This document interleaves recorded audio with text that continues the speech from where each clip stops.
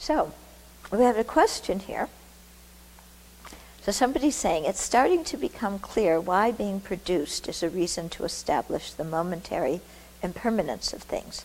But now, even though death is one of the first things we contemplate, and we always hear that no pleasure in samsara lasts, I'm afraid that for me, that thought is just a correct assumer. What else is new?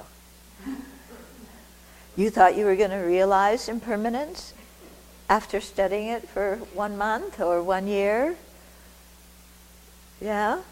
It's like, our conception of permanence is very strong and very powerful. Having a correct assumer is great. We're on the way to going there. And, pat yourself on the back for having the correct assumer. And then you have to continue to meditate to move that understanding from intellectual into your heart. And it's only by repetition do you move that in. Yeah, so really to do a lot of meditation on death and impermanence. The talk I gave 1 week ago, today when I was in Boston, is a good one for you to listen to. Mm-hmm. Okay, clearly being produced is by itself not sufficient reason to prove gross impermanence.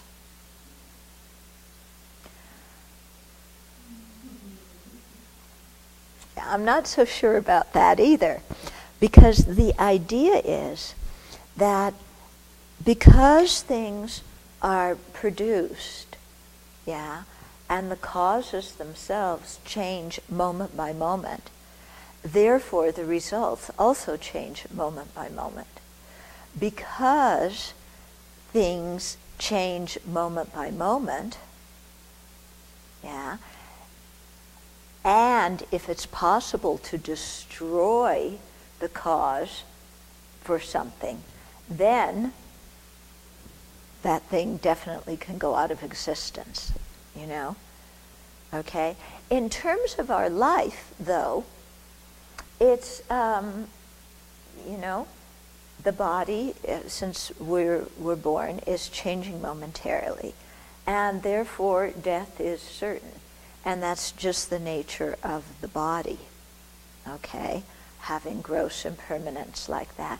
We could say because it's a polluted body, it's under the control of ignorance, because certainly the Buddha's body isn't going to have gross impermanence, although the Nirmanakaya form can, and it's not contaminated. So you prove gross impermanence by the reason of subtle impermanence, because without subtle impermanence, you couldn't have gross impermanence. Okay? Things have to be changing momentarily in order for something to completely go out of existence. Okay? So something like our body may completely go out of existence. The human skandha, the human mental skandha that we have of this life, our human 5 skandhas, they go out of existence when we die. The continuity of the mind in general does not cease. But you can't say that our human mental consciousness goes into the intermediate state and into the next life, because we may be reborn in another kind of life form that's not human. So the 5 aggregates of this lifetime cease, although the general aggregates, like the general mental consciousness or the general mental factor of feeling or whatever, those can continue on.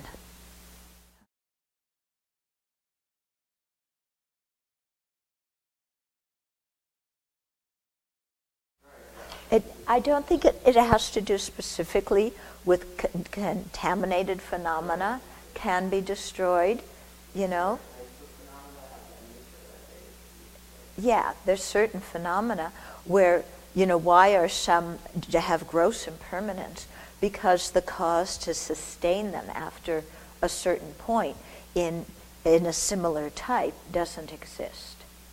Okay, I don't think it has to do with there being, it being contaminated. But it's just that the cause that sustains something in a gross form no longer exists, so it can cease.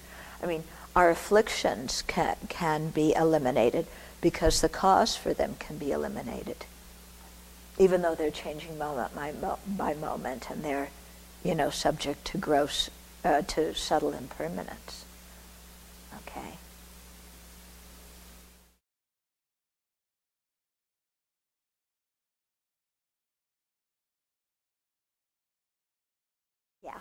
Yeah, it's similar to the thing about the specific I and the general I.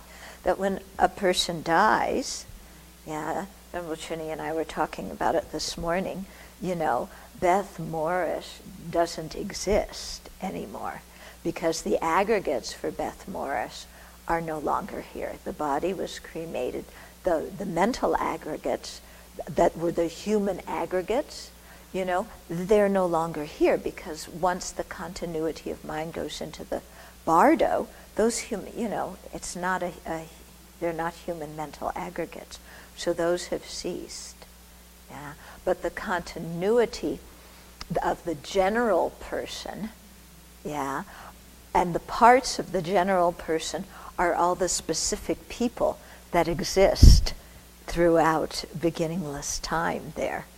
Those are the parts of the general person. Those are the basis of designation for the general person. So it would be similar when we talk about the mind stream. What it's labeled independence upon is all the different moments of mental consciousness, some gross, some subtle, of all the different lifetimes in that specific continuity. Okay? So it's something for us to remember, because often when somebody dies, we still talk about them as if they're here. Yeah, I wonder where so-and-so is. So-and-so went to heaven, or they went this place or that place. But, without the basis of designation, you really can't call them so-and-so, can you? Yeah. Otherwise, we could call you by the name of your previous life, and, you would answer, Come here, Bowser. Yeah.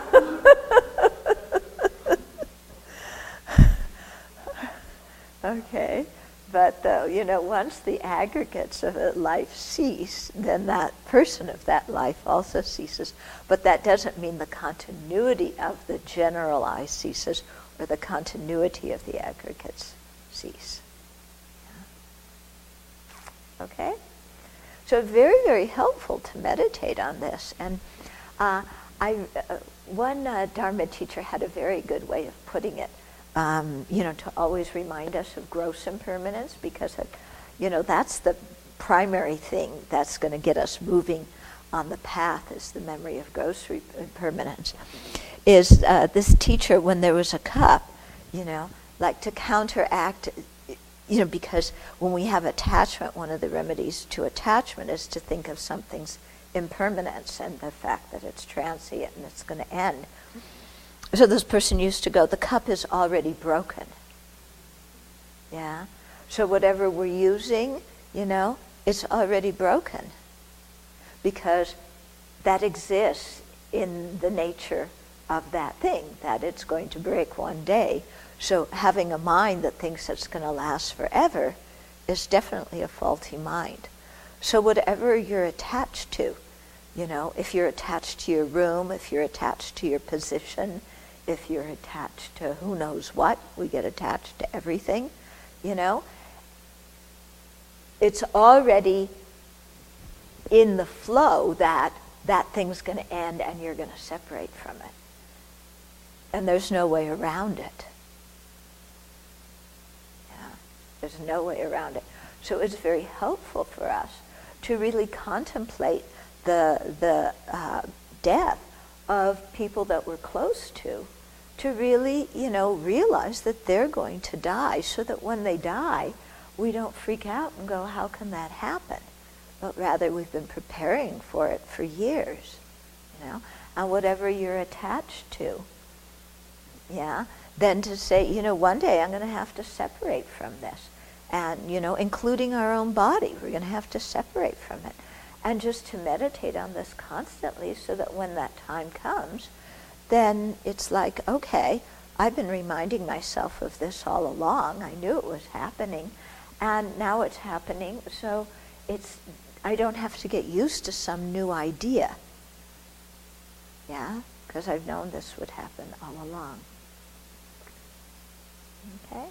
And then that helps us appreciate things while they're here, and it helps us let go and, not go into a big production when we're separated from them. Otherwise, the first time, you lose your job, you freak out. It's like, I thought I was going to have this job forever. Or at least until I decided I didn't want it anymore. Yeah. But this is my job. My whatever it is we're clinging on to. And that just causes us so much distress and so much pain, even when we have it. Whereas if we just are aware that we're going to separate, we appreciate it now. We realize that the purpose of having this thing is not my own personal enjoyment. The purpose of having or using this thing, including our own body, is to progress along the path. So while I have it, I use it for progressing along the path. And when I don't have it anymore, then I adjust to the new situation that I do have.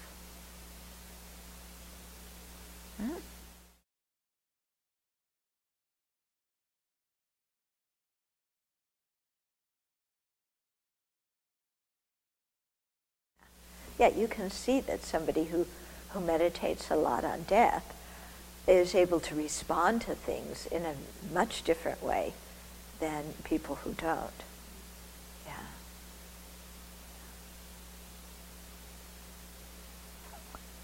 Yeah. Okay, so the meal is already eaten.